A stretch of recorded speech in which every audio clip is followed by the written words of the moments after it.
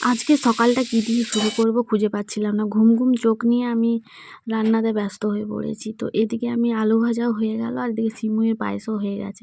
তো আজকে আমি বর্মশাইয়ের জন্য সিমুইয়ের পায়েস রুটি তার সাথে একটা সবজি করে দিয়েছিলাম। আর এদিকে দেখো ফুলকো ফুলকো লুচি হচ্ছে আমার, আর এদিকে রুটিও হয়ে গেল।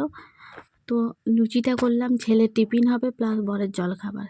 তো ছেলেকেও টিফিনে লুচি আলু ভাজা দিয়ে দিয়েছিলাম, আর এই যে বরকে দিয়ে দিচ্ছি লুচি আলু ভাজা তার সাথে চা।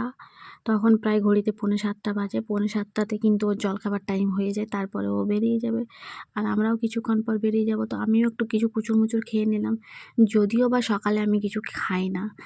আর এদিকে দেখো টিফিন বক্স রেডি করে ব্যাগের মধ্যে ভরে দিলাম, একজন বেরিয়ে গেল, এবার আমরাও বেরিয়ে যাব। আর এদিকে যে ছেলে আসছে আর ও সাইকেলটা বের করে নিল।